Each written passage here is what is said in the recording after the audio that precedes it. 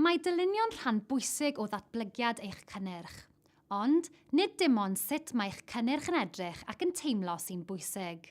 Mae dyluniad eich cynnyrch hefyd yn golygu gwneud yn siŵr ei fod yn ddiogel ac yn addas i'r diben, ac mae hefyd yn hanfodol wrth weithgynhyrchu eich cynnyrch.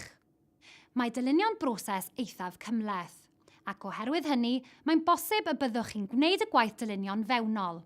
Mae'n debygol y byddwch chi'n defnyddio gwasanaeth dylunydd. Y briff dylunio yw'r peth allweddol wrth gynnal trafodaethau ar dylunydd. Yn gyntaf, bydd y dylunydd yn ei ddefnyddio fel pwynt cyfeirio. Bydd hefyd yn eich helpu i gael dyfyn brisiau tebyg am debyg gan ddilynwyr, mwyn i chi allu cymharu'n ystyrlon a gwneud penderfyniad ar sail gwybodaeth. Yn olaf, mae'n golygu y bydd ffocws clir a diamwys i'r cyfarfod dylunio, yn enwedig o ran anghenion y cwsmer, y costau a'r amserlen. Yn fyr, rhaid i chi ysgrifennu briff dylunio. Y nod yw cyfleu darlun mor fanwl a phosib i'r dylunydd. Yn ogystal â gwybodaeth am y cynnyrch rydych chi'n ei ddatblygu, bydd y briff dylunio'n cynnwys gwybodaeth am gefndir eich cwmni, gwybodaeth am y farchnad lle bydd eich cynnyrch yn cael ei werthu, gwybodaeth am y gystadleuaeth ar gyfer eich cynnyrch, pris gwerthu arfaethedig eich cynnyrch a sut rydych chi'n bwriadu ei farchnata.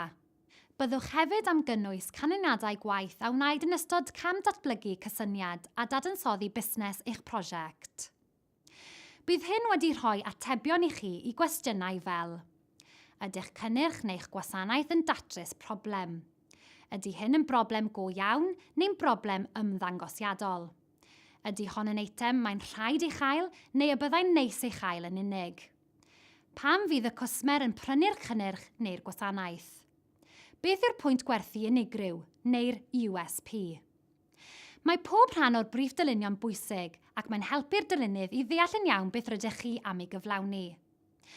Mae yna fformat awgrymur ar gyfer briff dylunio yn y modiwl hwn, yn ogystal â thempledu eich helpu. Ac os ydych chi'n meddwl nad oes gennych chi amser i baratoi briff, mae'n werth i chi cofio'r sylw hwn gan Peter Phillips o'r Cyngor Dylunio. Byddwch yn arbed dwywaith yr amser y byddwch chi'n ei dreulio neu ysgrifennu.